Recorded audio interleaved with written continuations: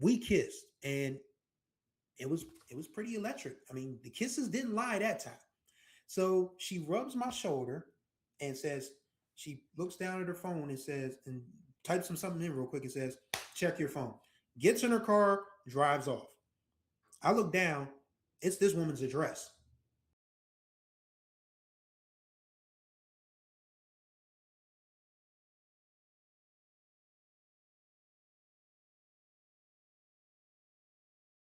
Remember, I said I was going to take a break? Changed my mind. Welcome back to another edition of On the Groove Line with your boy Chris Stevens. Hopefully, you people are doing wonderful. People are doing well out there. It's Wednesday. It's a new month. I want to get thank once again. I want to thank everybody who tuned in for Black Music Month. Who I want to thank my guests: Marcus Chapman, Deanna Williams, Damon Williams, Evan Barnes. We had a wonderful time this month talking about Black music and Black history and Black Music Month as a whole. So we're going to get back into the business of just reviewing regular records, even though it's still going to be really black heavy around here. But today is a special day. It is Evelyn Champagne King's birthday. That's right. Evelyn Champagne King was born July 1st, 1960 in New York City, was raised in Philadelphia, and was discovered, believe it or not, cleaning the bathrooms in the offices of Philadelphia International Records. Yes, producer T Life actually found Evelyn Champagne King at 17 years old. She was working with her mom. They were on a cleaning assignment, cleaning up the offices at Philly International. And he's like, "Hey, you can sing. We should do a record together. We should do demos." And her mother was like, all right, you look trustworthy enough. So they did demos together, but apparently Philly International was not keen on them. So they took her to RCA. And that was RCA's gain because Evelyn Champagne King eventually became a star, one of the biggest R&B stars of the 80s, and definitely somebody that people still go see on tour today. God, I wish she would come back to the Philadelphia area. I may have missed her when she has been here, but I would love to see Evelyn Champagne King in concert sometime. But today, we are going to give you guys for Evelyn Champagne's. All right.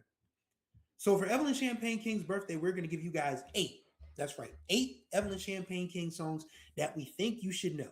If you already know these songs, just sing along and nod your head and dance. But if you are new, consider this your Evelyn Champagne King primer. Of course, we got to start with the big dog, the one that started it all. This was Shame, and it's important to know. Just look at these statistics if you can see them on your screen.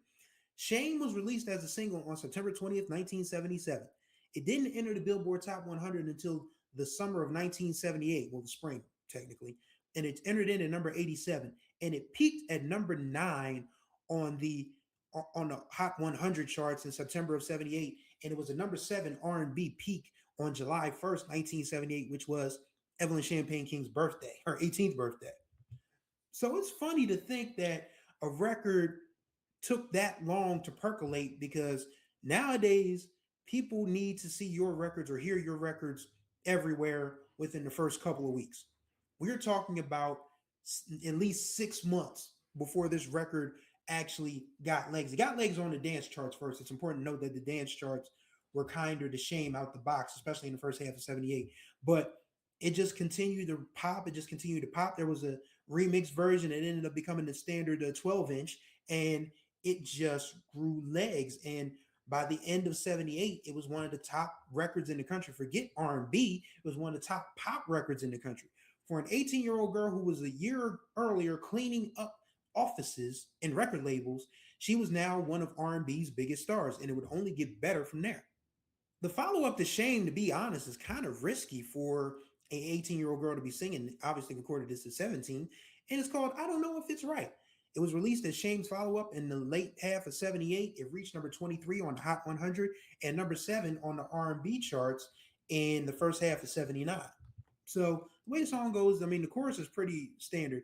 I don't know if it's right to let you make love to me tonight.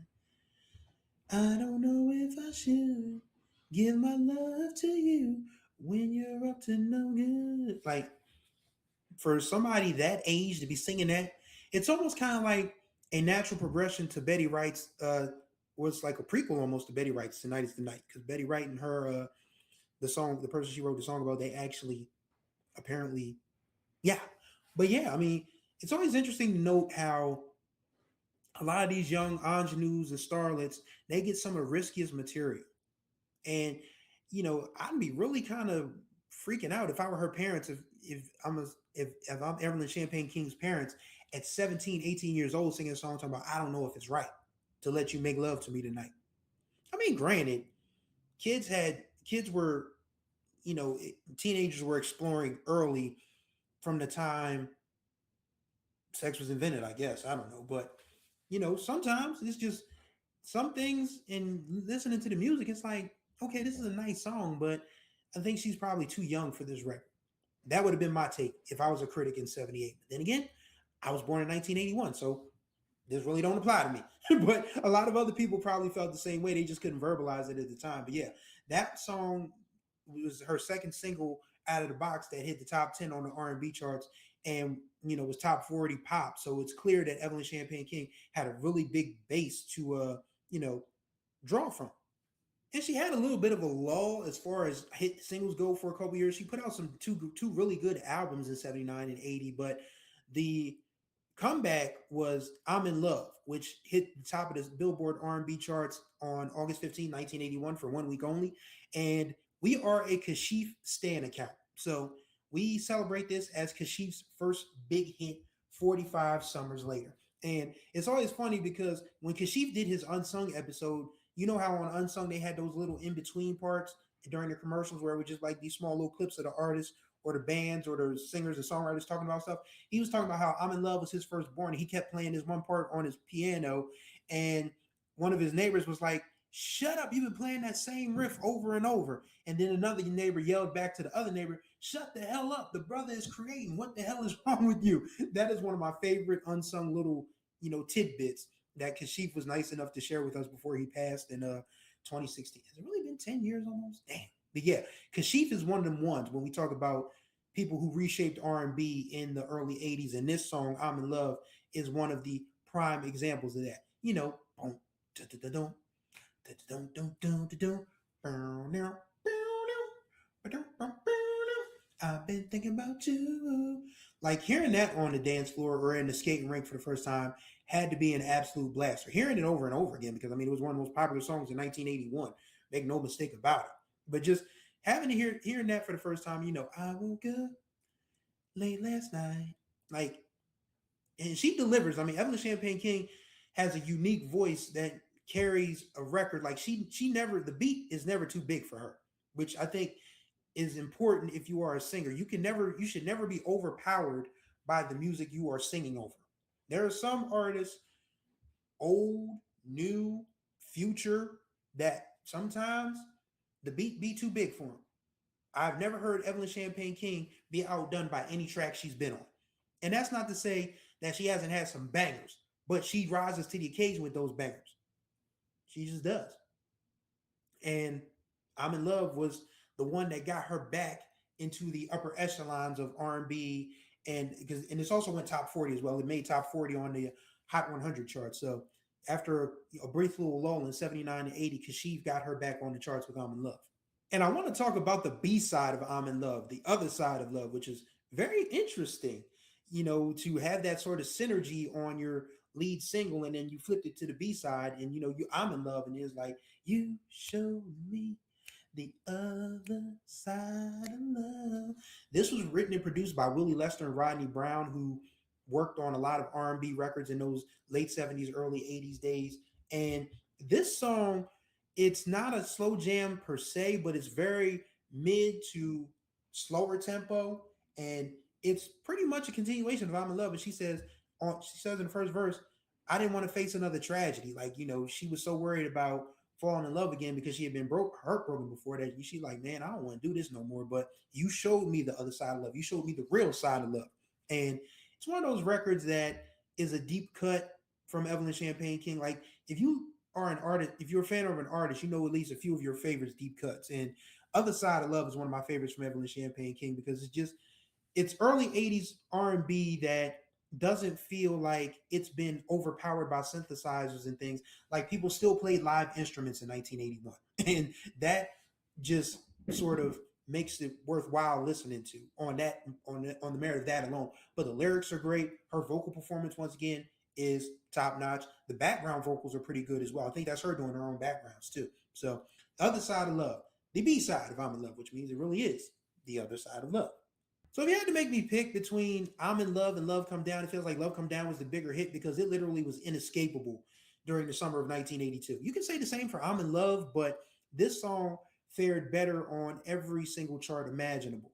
For starters, it was released in July of 82 and it topped the Billboard R&B charts for the entire month of October. Like you can literally Google this. October 2nd, Love Come Down, Evelyn Champagne King. October 9th, Love Come Down, Evelyn Champagne King. October 16th, Love Come Down, Evelyn Champagne King. October 23rd, Love Come Down, Evelyn Champagne King. And yes, October 30th, Love Come Down, Evelyn Champagne King. And this is another Kashif banger. Like Kashif really got himself on a roll. That's what really got him his start at Arista with Clive Records, where with Clive Davis, where Clive was like, "Yeah, I've got to have this dude on my label as an artist. Like we know he can produce some songs. I'm sure he could put out a really good album.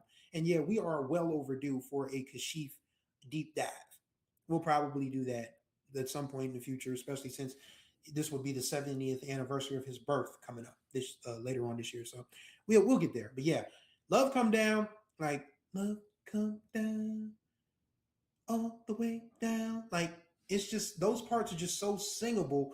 And she's talking about no sleep last night, been dreaming of you, and I can't help the way that I feel. Your love has a force, got me under your spell. So take me, I'm yours. And she really snaps out at the end when she says, I can't help the way I feel. You make my you make my love come down. Like she again, no beat was too tough for Evelyn Champagne King to handle. And Love Come Down is just one of those beats that you can't tell the story of the re-rise of R&B in the early 1980s without. It's just one of those records that you are not going to be able to say, oh wow, that record doesn't matter in the space of 81, 82, 83, because you a damn lie. It does. And of course, that continued with "Betcha She Don't Love You," which reached number 2 on the Billboard R&B charts in the first half of 1983. And this is from the Get Loose album, as was "Love Come Down," which is an interesting title for an early 80s R&B album because loose back in those days meant women were loose. So, kind of, I guess, promiscuous or whatever, but loose get loose in this term meant to get loose on the dance floor. And what's so funny, one of my favorite lyrics of the early 80s, which is so funny to me on this song, is when Evelyn says, does she know about me? Does she know about us? That how in heat in the night, ooh baby, we've been making love. Yo, that to me says Evelyn Champagne King could fight. Because if you are singing a song about another woman's man talking about, does she know about me? Does she know about us? Does she know how we be making love? Man, I know there had to be some windmilling going on back in those days. But yeah, Betcha She Don't Love You. We talk about how men dirty Mac in R&B, but women do it too. And women do it because they're sweeter, they're softer. They can say stuff like, "Betcha she don't love you, dun dun dun, like I love." Like they can get away with doing that kind of stuff, because it's so soft, it's so dainty, it's so sweet. But yeah, another Kashif one, another banger from Kashif for Evelyn Champagne King, and I think that run of singles in the early 80s and those two albums really, Love Come Down and Get Loose certified her as a hit maker and a one of the stars of early 80s R&B. Her next biggest single was Your Personal Touch, which was released as a single in October of 1985. This was written and produced by Alan Craig and the late Fred MacFarlane. It reached number 9 on the Black Singles R&B charts, as we know, and number 5 on the dance chart. And this is very much a 1985-86 record. Like, that we're getting to that space now where post-disco began to evolve into what would eventually become New Jack Swing. This was kind of New Jack Swingish before New Jack Swing had a name, but those records from like 84 to like the middle of, actually to the end of 86, if we're being completely honest, probably the first half of 87, those are still some very interesting records in the space of the synthesizers and the drum machines have recycled now. People are no longer using Roland TR 808s, they're using 909s. They're no longer using Korg. Well, actually, Korg was one of the bigger names in synthesizers. They weren't using, like ARPs and Moogs anymore. They were using Yamahas and Yamaha DX7s and all of that good stuff. So you get a sense of where the technology is starting to evolve in music, and the records from like the second half of '84 begin to reflect that. And this song is no different. And Your Personal Touch is basically another one of those songs where Evelyn Champagne King is talking about how, your love has changed me, your love is for the better, put your personal touch on my love. That is pretty swaggy. That is pretty cool, to be able to say stuff like that, put your personal touch on my love. It's like, all right now, be careful what you ask for. But yeah, so it's one of those records that it's an Evelyn Champagne King hit. It's one of the ones that from 85, 86 you tend to forget about, because 85 and 86 had some really good music involved. And this one was able to hit number 10, the top 10 on the R&B charts. So it didn't miss a lot of people at all. But it's just not one of those ones it's not one of the first records you think of when you think of Evelyn Champagne King, but probably should start listening to that record a lot more, because you get a sense of where R&B is going as the second half of the 80s evolves. And last but certainly not least, is her last visit to the R&B top 20 is Kisses Don't Lie.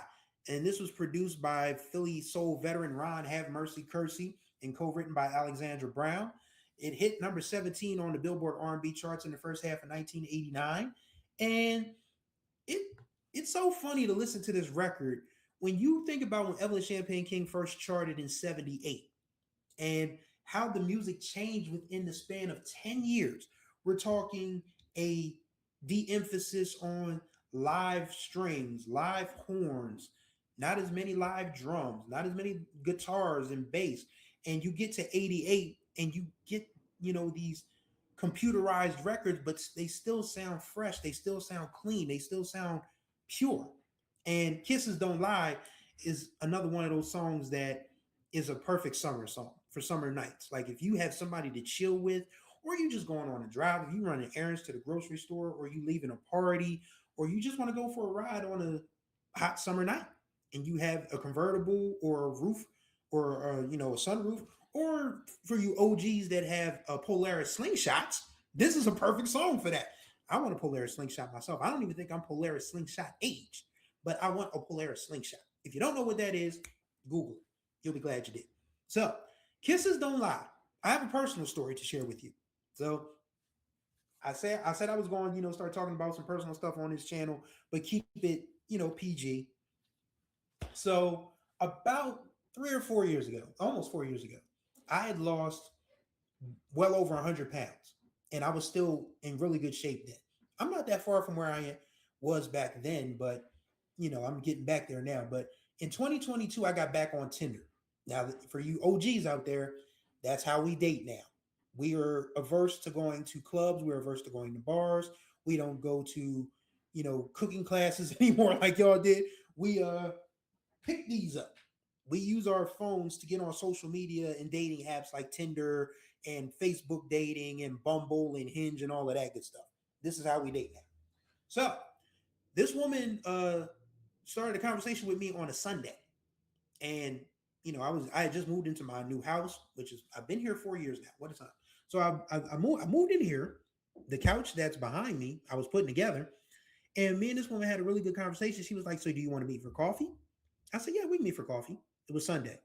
We don't have a lot of open liquor spots out here in Delaware, and I don't drink anyway. So we met. We had a really good conversation.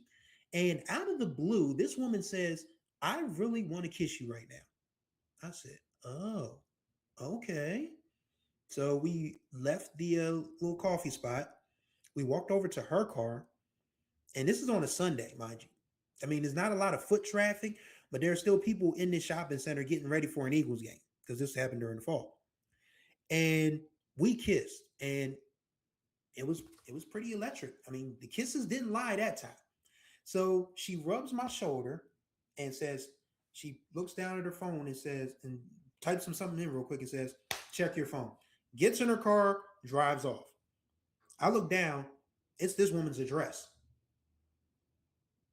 Yeah, straight like that. And I don't need to tell you what happened after that, because we are all adults here. If you're not an adult, this is kind of like with her where you need to check out. You probably should have checked out a little while before. But yes, so I always think of that. I always think of her when I think of that song, because we went on for like a month or so, And she was like, well, it's been fun, but you know, thank you for a lovely time. And I was like, damn, I guess the kiss lied at some point, but it didn't lie at first.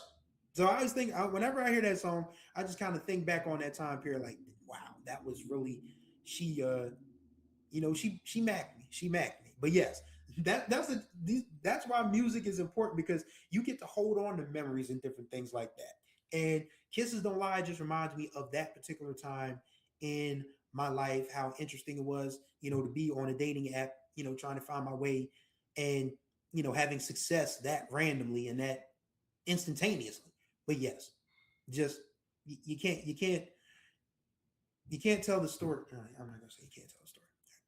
But yeah, Kisses Don't Lie is just a great record for kissing, for having summer memories, for having fun dating memories if you have them.